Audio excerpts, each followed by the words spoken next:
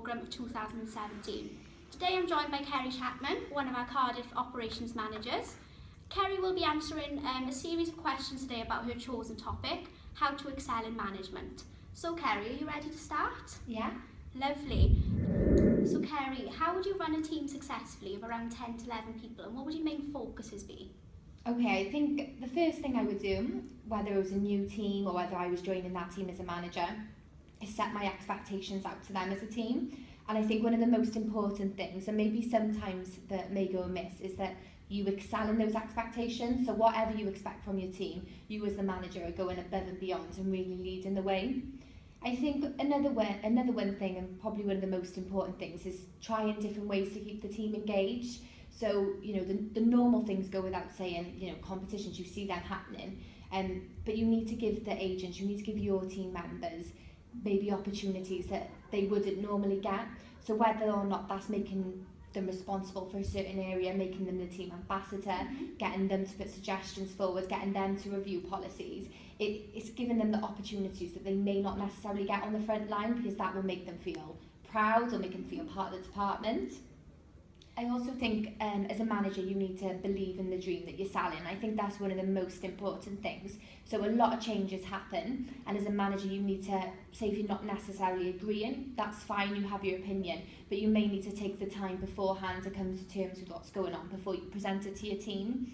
If you're trying to push something and the team don't think that you believe in it and you haven't bought it, they'll sense that. I think it's the same, you know, with the objective that we have in customer services. We've got it to the point where everyone would know our objective, every agent, and everyone is really bought into what we believe in as a department, but that goes with the day-to-day running of things as well. I think another important thing is to hold them accountable, and I think sometimes this is what we may lack. So whether it's good or it's bad, but really focusing on the positives. So if your team finished on an availability of 85%, they took 1,000 calls as a collective, celebrate it. This is what you did yesterday as a team. This is how we contributed to the department. I think getting them involved in almost everything that's going on, celebrating the success, getting them to understand the reason. So you mentioned different management styles and how to actually create a positive team environment. For yourself, Kerry, what would be another one of the main responsibilities? Okay, I think to be a successful manager within customer services, there needs to be two main focus. So obviously we've just discussed the team and how to create a nice environment there. The second thing for me would be to be a manager within the department. So you're not just a team manager, you're not purely focusing on the 10 people that are sat around you, you're focusing on the department. So for me, I would want to be in that managerial position at the end of 2017, be able to reflect on the year and know that I had an input, I made a difference. So what I really expect from the managers is to be able to run a team successfully, get their output at the highest possible standard, make sure that they're performing well, but also making changes within the department. So knowing if there's something that's not quite right. So my team of agents are always complaining about this process. It's difficult, it's overcomplicated, the calls are long, they're not needed. Okay, so as a manager, I think that we need to change that. So then you use your resource, you speak to the support teams, the support departments, and you make that change. As we all need to look at it as we are shareholders and we are making the department. It's not just the operations job, it is the management team to make the department a success. So I think if you have those main two focuses on getting your team to where you want them to be, performing well to a high standard, and also making a difference within the department, then you'll be a successful manager. Brilliant. What would you like to see from your management team that could mean more impact to the team's and the department's goals? Okay, what I would like to see from the management team as a whole is a can-do attitude. I think first of all that's the most important thing. If you come in with a negative attitude or the outlook of that's not my fault, that's not my problem, or I'm never going to be able to achieve that, then you never will achieve anything. I think also the one thing that I want from our management team is people that just fix problems. So if you identify a problem, whatever that is, then fix it. So like I just discussed, really, finding an issue, putting the plan in place and fixing it.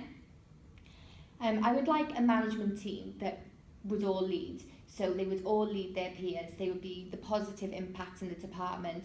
They would be the people that were identifying issues, that were pushing things through, that were identifying what we need. and just being really a strong unit, so working together, learning from one another, sharing best practice, trial and error, so trialing things within their teams. If it doesn't work, not being afraid. And I think one of the most important things, and probably the most important thing, is to just lead. So as a manager, you should be leading by example. At times you may have to stand alone, but as a manager, I would want to be, and I would hope everyone else would want to be, the one that leads by example, the one that people look to as that's the person I'd like to be like, and really influencing your peers as well. You know, being a manager within customer services is not a 9-to-5 job, but as long as you can have, you know, the can-do attitude, you're fixing things along the way, you're making your team a success, and you're enjoying it along the way, then for me, you will succeed. Thanks. Okay, Kerry, the next question is, can you give us a time where we may have needed to be more accountable for our actions during the course of the year? Yeah, I think one thing that we could have maybe been more accountable for as a management team was how close we are to the customer. I think last year I would have liked to have seen more people sort of lead from the front and make sure that they stay in contact with the customer by either completing phone time themselves, taking over their agent's calls at the end to ask about feedback, even ringing customers when they SMS our service results back in.